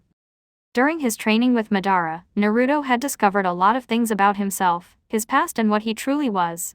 But one of those shocking things was etched into his very own skin. Something that could never be washed away or removed. He looked down upon his left arm and channeled chakra into his left arm, where something appeared on his arm. It was 5 rectangular lines running down his arm from his shoulder which ended just at his wrist. The lines were deep, black and each had a square upon each end of the shape. Near his shoulder the squares were facing to the left while near his wrist they were facing to the right. He knew exactly what was upon his skin, something he had seen before. A Juinjutsu, or cursed seal. For what he didn't know, but he was testing out his chakra control where he found the Juinjutsu upon his body, and he nor Madara could make heads or tails on what it meant. But they did find out that it inhibited something in his body, but yet they still didn't know what it was for.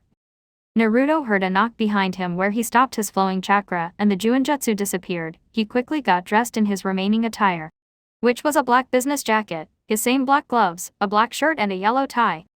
He opened his door fixing his jacket a little and beheld a sight almost akin to that of an angel.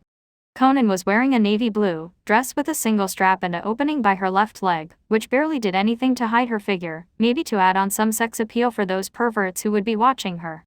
She was wearing her usual shade of lavender eyeshadow but was also now wearing a shade of blue lipstick that looked very expensive, if she used Naruto's money to pay for it. Naruto couldn't explain it but he felt allured to her for some reason. Her form looked entrancing, the look in her eyes, the way her body moved. He was either looking at a woman or someone that was above man. She was also wearing her paper flowers and the hair clips he gave her as a birthday present. Eyes on the mission, not my breasts, spoke Conan when she found Naruto stripping her down with his red eyes. The blonde jumped back to reality and left the room, with Conan who laced her arms around his own, saying that they would blend in some more if they actually looked like a couple. When they arrived at the gambling tournament, they found that people from all over the world were there, each with different styles and dresses. There were fat people, skinny guys, posh women, and all other people who had money in their pockets. Naruto and Conan made their way over to a bar that was housed in the casino. When they arrived, they found Kakazu, who was more human-looking and less ragdoll-looking. Kakazu, spoke Conan as she took a seat in one of the free chairs, along with Naruto, who took a seat next to her. Hello you two, the tournament won't start for another hour or so and Hayden is in his hotel room sharpening his, well, I don't know what he was sharpening, but I know it's sharp, spoke Conan, which didn't earn him any looks of confusion from both Naruto and Conan. Bakudo will show up any moment now, hopefully your little spar with Hayden didn't scare him off, Ryu. Hayden attacked, I defended. That all I'm going to say about that, responded Naruto, who didn't really care about Hayden since he wasn't the traitor. I'm going to look around, don't start a riot, warned Conan as she left the two with men's eyes following her around. Naruto and Kakazu sweat-dripped. Would they really start a riot in her absence? Kakazu, I must ask something of you, spoke Naruto, gaining Kakazu's attention, who was currently cleaning wine glasses for his customers. I have been given the recent mission of hunting down a traitor to the organization. Hayden has proven to not be a traitor, but I don't know about you. Well, I'm not talking, unless for a price, spoke Kakazu bluntly as he looked at his blonde-haired compatriot. He saw the Sharingan wielder, who was currently wearing contact lenses which were red in color. Naruto pulled out a suitcase and laid in front of Kakazu, who opened the suitcase and beheld a green light in the shape of money, lots of money. There must have been 30 million just in that suitcase alone. Okay, this was a very simple and easy way of convincing someone. No, I'm no traitor, unlike Orochimaru, I'm smart, scoffed Kakazu as he took the suitcase away and earned an approving nod from Naruto. Pleasure doing business with you, spoke Naruto. I know what to do from now, just let me handle it. Except, what kind of game does the gambling tournament circle around? You'll find out. There he is, spoke Kakazu, which made Naruto look over his own shoulder. And there he saw him, Bakudo Puka, shinobi thief and conman. Bakudo was a tall man with platinum blonde hair and worn in a Caesar cut. He also had blue eyes, the same shades as Naruto's former eye color. He also had a goatee the same color as his hair. He also wore multiple earrings over his eyes from hoop to stud. And he simply wore an all-white business suit and was currently fixing his tie. On each arm were two women, a redhead on his left and a brunette on his right. From his clothes to body language, even his shouted asshole, Naruto just looked at him as he would usually look at a person, uninterested with the world around him. He then saw Conan strutting up to him wearing a radiant blue dress. She stopped near him and started nibbling on his earlobe, forcing the blonde to keep down a moan at her current manifestation. However, Naruto was informed that she would be his date for the evening, so such behavior was not entirely unexpected for him. Play your role. And keep up your poker face. The game is very simple. And you will catch on to the rules in no time. Just let me do my thing and we'll be fine, whispered Conan in between her nibbling of Naruto's ear. He soon caught on to what she was saying. She would use her paper powers to cheat during the game, so Bakudo would lose all his money. They walk home rich with the thief's dead body in a ditch. Good luck, whispered Conan as she took a seat next to him. Will all contestants make their way to the gambling table? Repeat, all contestants make their way to the gambling table, spoke a voice on a large stereo for all to hear. Naruto was about to leave the bar and take his place, but not before having an idea pop in his head. He inched his head closer to Conan's, where a small space was created. Conan herself felt a soft pressure against her lips, and didn't realize it until it happened that Ryu had kissed her. It was chaste and quick, but still the effect was there. It was like lightning bolts shooting through her and mist, clouding her mind in euphoria. Last time the two had kissed, she was the one that started it, but there was no doubt that the roles were reversed. She then felt her partner's lips leave hers. He inched over and whispered in her ear.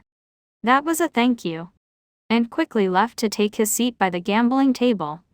Conan, watching his retreating figure, brought her fingers to her lips almost as if missing the feeling of the action. She now knew that he thanked her for wishing him good luck. Sometimes people would thank others just for the simplest actions, but yet, it was those actions that improved everyone's lives. Naruto had yet to be informed of what type of gambling game he would be playing. Although he had some clue that it involved cards, he wasn't sure of what the kind of rule the game would have or the etiquette. Although he would have no problem since Conan would be assisting him with the game. And directly opposite where the blonde was sitting was his target, Bakuto Pika, who was currently talking to one of his female friends, not that it interested the golden blonde in any way. The announcer for the game appeared, who was wearing just a suit for the occasion. "Ladies and gentlemen, welcome to the 15th annual Takagakure Yuno tournament," spoke the announcer, while Naruto had a dumbfounded look on his face. He then turned to one of his competitors and asked whether this was a real Yuno tournament. To which his opponent responded with "Ha, yes." Now to those people who don't know what Yuno is, Naruto, it's a game where you have to match cards together and the first person to lose all their cards wins.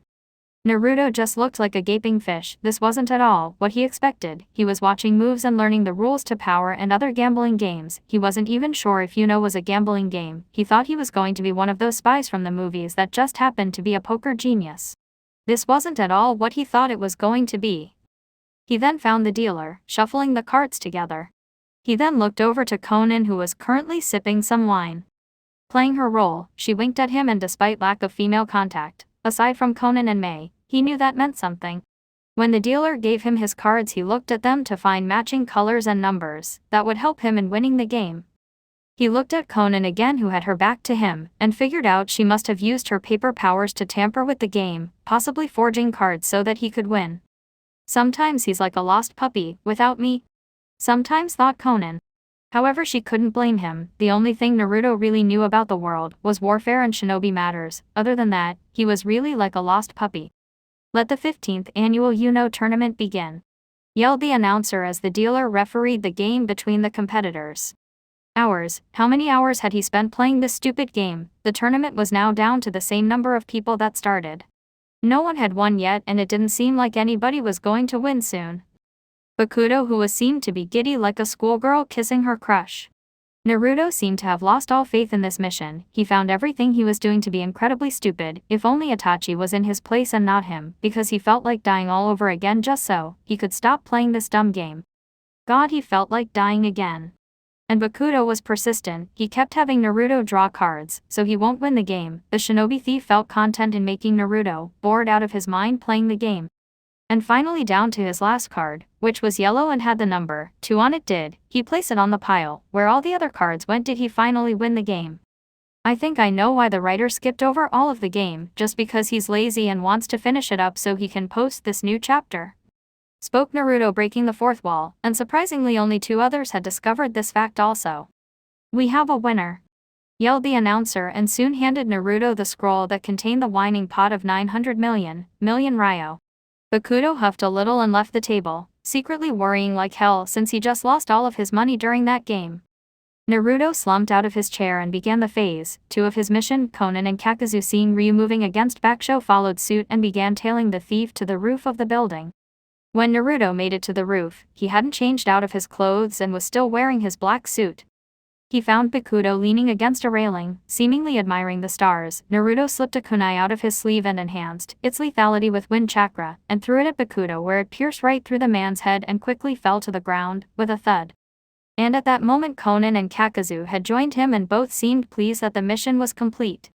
Only sensing the well-hidden chakra, at the last moment Naruto saw large human-sized cards circle around Conan and Kakazu before Bakuto appeared before Naruto in a puff of smoke. When the man snapped his fingers, Conan and Kakazu were missing, and Bakuto just stood there with an annoying smirk. "I knew it wouldn't be that easy to kill you," spoke Naruto depressingly. "I rather we just skip the formalities," spoke Bakuto as he snapped his fingers. Bakuto went through some hand seals for a jutsu Naruto didn't recognize.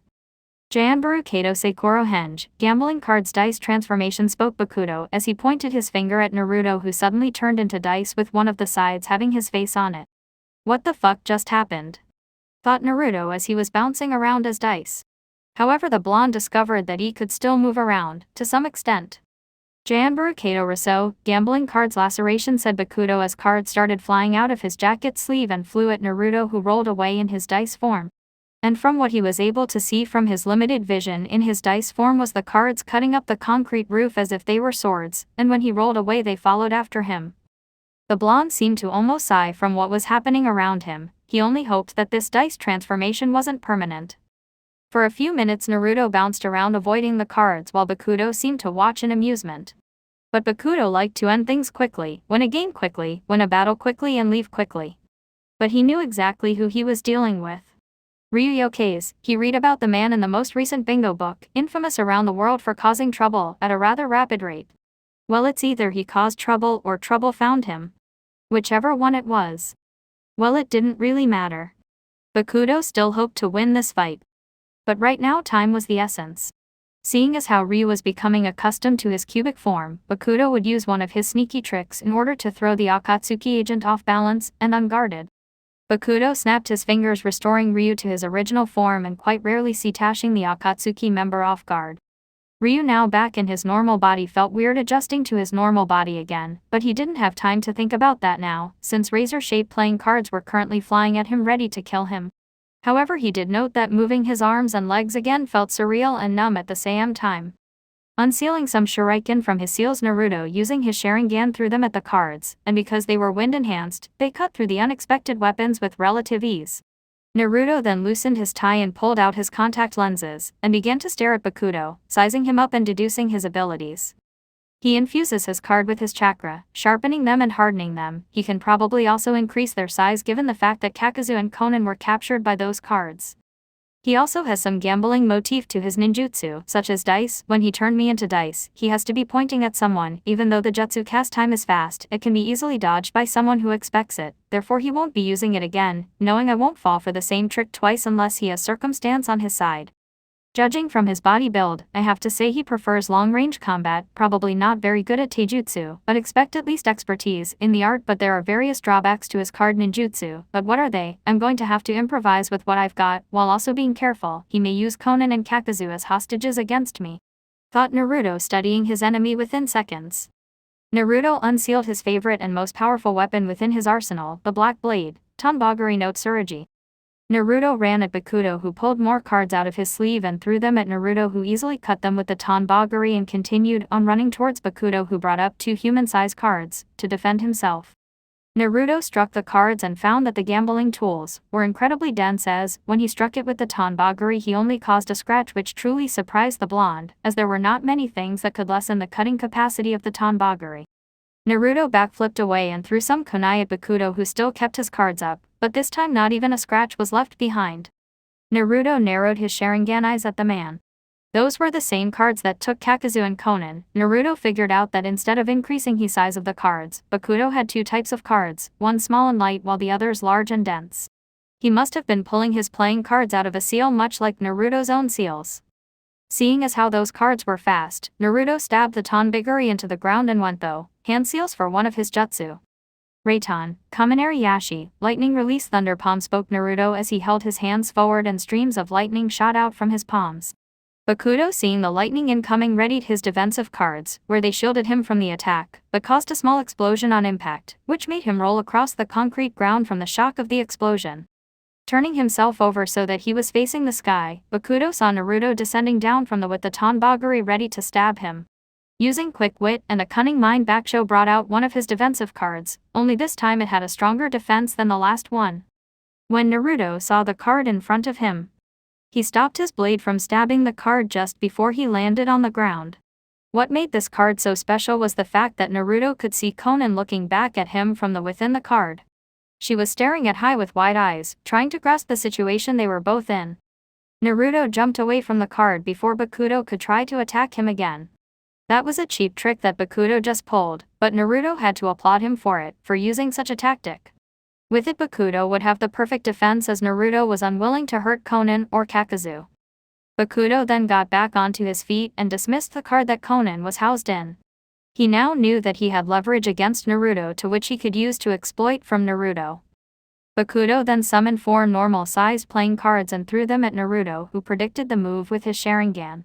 Instead of dodging or countering with his own tools, Naruto with precise timing and skill grabbed the cards out of the air, twirled around without losing momentum, threw them back at Bakudo, who was surprised by the action, but quickly broke from the stupor and shielded himself by placing his arms in front of his face. The cards grazed past him, tearing up several places on his suit and creating various wounds on him, one injury even on his cheek. Naruto, seeing everything, was surprised at an action. He knew the cards acted like his Haten, Ash release, and if someone was sneaky enough they may be able to turn his Ash back against him, as the Ash obeyed his command. But such a thing didn't happen for Bakudo. He in fact tried to protect himself from his own controllable tools. That was it, that's the drawback.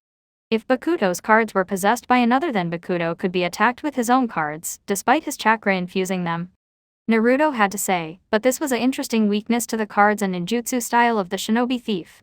And since Bakudo didn't summon his defense cards, it also meant that those cards couldn't protect themselves from the cards themselves. The only things that could truly harm the cards were the cards themselves. Man, that weakness sucks. But knowing this didn't ensure victory for Naruto. Since Bakudo must know this too, he would be even more careful to how this battle will go about. Naruto wouldn't use his Haten. Those sorts of jutsu will be dangerous to both Konan and Kakazu, since Haten was mainly offensive and not the other way around, and even Naruto would admit that it was difficult to control, since he would have to guide every single particle blade that made up the Ash, and from doing that, he could make a mistake. Yes, even someone like him would make mistakes at some point. Bakudo, trying to hold back his anger at what was happening, went through handdeals for a jutsu of his to confuse and attack Naruto. What would possibly give him the upper hand in this fight? Janbaru Kato Odoroki Jackpot, gambling card surprise jackpot, spoke Bakudo as many of his life size started circling around him. And before he knew it, Naruto saw him vanish. It didn't take the blonde long to figure out that he had hid himself amongst his cards and was, of course, trying to catch him off guard. But he could only see the back of the cards, which had no pictures on it other than a unique pattern. The cards circled around him, passing by each other and mixing together. Naruto jumped away from them, but the cards only followed him, but only revealed the back of the dense piece of paper. Naruto sensed to his left small cards that would have skewered him if it wasn't for the Tonbaguri cutting their way through the amazingly strong paper. He tried to focus again, where those attacks came from, but found nothing but the moving cards. It happened again, but this time on his right. He knew he couldn't defend himself from the cards forever, and using Eternal Mangekyo Sharingan techniques may exhaust his chakra when used in rapid succession. But still, Naruto focused more chakra into his Sharingan, trying to look for a larger chakra among the cards, and he discovered 3 large sources, one of which belonged to Bakudo and the others Konan and Kakazu. He readied his Tonbaguri and with a great rush of speed slashed the card Bakudo was hiding in, since his chakra was smaller in size than Kanan's and Kakazu's. Bakudo, surprised that Ryu was able to find him faster than he anticipated, received a large gash on his chest where Naruto's sword cut him. He jumped away and had his cards close in on Naruto by flying towards him, trying to cut him into pieces. However, Naruto, with his combat sense, Sharingan and sensory skills, jumped in the air, twisting his body and allowing the cards to pass by him, effectively evading the attacks, and he was able to glimpse Kakazu in one of the cards. He landed back on the ground and rolled backwards, where he threw the Tonbaguri at Bakudo, who barely dodged the incoming sword. However, what he didn't expect to find was the Tonbaguri twisting itself in the air and coming back towards him, trying to slash him again. Back ducked at the last second before his head was nearly chopped off. He was crouched on the ground with little place to escape. He then felt a shadow over him and looked up to see Naruto coming down upon him with the Tonbaguri in his hand and ready to slice him in two. Bakudo couldn't dodge the sword, so he brought out one of his defense cards, which Konan nor Kakazu were currently inhabiting. Naruto, with great agility, jumped up in the air with the Tonbaguri, never leaving the card, repositioned the tip of the sword and brought his entire weight down upon the sword, where it pierced through the card with some effort but was able to stab Bakudo in the shoulder, causing him to cry out in pain. Naruto jumped off the sword, leaving behind, still sticking through the card, and performed some hand seals for a wind jutsu, which could end Bakudo. Futon, Keisein Dangan no Jutsu, Wind Release, Wind Feather Bullet Technique. Yellowed Naruto as he blew out a multiple wind bullets in the shape of feathers, which flew at amazing speeds, which were aimed right at Bakudo. The gambler, seeing no alternative, shielded himself from the wind feathers by using a defensive card, but it did little good as the feathers easily pierced through the card. The cards fell to the ground and Naruto removed them to see not Bakuto's dead body, but nothing at all. Naruto figured he must have taken sanctuary within the card and then traded places with another so to avoid injury. Naruto searched atop the roof for his opponent, quickly finding him trying to sneak off using the card he used to escape his attack, and it wasn't a very good disguise considering the fact that it was a giant card walking around the place. Naruto with great speed appeared behind the card and stabbed it with his black sword. But Naruto himself saw through the tactic. He quickly pulled out the Tonbagari from the card with speed and agility. The card itself burst into smoke shortly after. He placed the end of the pommel on the sole of his shoe with finesse and timing that when Naruto kicked his foot, it acted as if an extension of himself, as he was able to stab Bakuto in the chest when the man was trying to sneak up on him. Naruto was able to keep the sword in place on his foot by applying the most basic of chakra control training, the only thing Kakashi Hatake taught him, tree climbing. However, Naruto took it to the next level by applying his Kenjutsu style to the exercise. By creating a style that only his imagination could think of. Kenjutsu, fighting with your feet. Naruto would use the basic chakra control to hold the pommel of the sword in place, and with it he can use jutsu without having to put his sword away. Even Madara admitted he had never thought of such ingenious way of using Kenjutsu and jutsu at the same time. And even he said that he didn't have the agility to utilize such a thing. Even though it sounded easy, it was actually not, as it required great dexterity and flexibility to perform. Naruto would have to use his entire body, not just his legs, to use the fighting style. Bakuto with a sword in his chest coughed a little, but there was no blood and Naruto could see that it was some clone as it dispersed into many small cards. He then saw the large defensive cards scurry around on the ground. And Bakuto appeared out of those cards with his clothes having blood stains on them and wielding two of his massive cards as swords, while also having two others float around him ready to attack Naruto. The two met a clash of cards and swords. Bakuto, who never had any real experience with Kenjutsu, was being outclassed by the much more experienced blonde. Even with two other cards assisting him in the sword fight, it was still not enough for Bakuto to win. And what was worse was that he couldn't read the line or pattern of attack. He had never seen such a sword style before. He didn't even know if such a style existed until now. He had a few more tricks up his sleeves that could possibly give him the edge that he needed, but it must be employed perfectly for it to work. Bakuto blocked another sword slash from the blonde and jumped back to cover some ground. He inspected his wounds. They were deep but not life-threatening. As long as he ended this soon and didn't expend his chakra foolishly, he may come out of this alive. Bakuto went through some more hand seals for a jutsu. Hopefully this one Ryu couldn't figure out. Janbaru Kato Sachi, gambling cards fortune, said Bakuto using one of his strongest techniques. And soon cards D twice the size and wide as men circled themselves around Naruto, and each with flashing an X or an O at fast-paced and irregular intervals. Win the game and you win, said Bakuto, who was outside the cards. The technique was unique, as the one caught in it must choose the right combination of X's and O's in order to win, or else they would die. Naruto with his Sharingan was trying to deduce what was happening and what the big letters meant in the meantime. He knew it was some kind of code, but what the code was he didn't know. But that really was his goal in the meantime. Observing the jutsu in the process, he selected a O, then an X, then two more O's, but it had the opposite effect in the form of flying kunai shooting from one of the large cards. Naruto, seeing as no one was watching him at the moment, activated his eternal Mangekyo Sharingan and used his strongest defensive jutsu. Susanoo, a white skeletal rib cage surrounded him, protecting him from the attack. Naruto was weary of the consequences of those not only discovering that he had the Mangekyo Sharingan, but the eternal. It may lead to some hassle that he didn't need at the moment. Once the kunai stopped firing at him, he deactivated his Susanoo and looked back at the cards in his hand. He then selected two X's and two O's, thinking of the idea of complementary, but also opposite forces. Or he just selected that pattern just because he liked it. When he selected those cards, all the large ones started dropping to the ground softly. To him this was an incredibly stupid jutsu that even a child could unravel. With the cards in his hand, he simply threw them at Bakuto, who was sliced up by the cards, creating more wounds on his body and panting heavily from exhaustion. Naruto, on the other hand, felt like he could continue fighting for days on end with the rate he was going.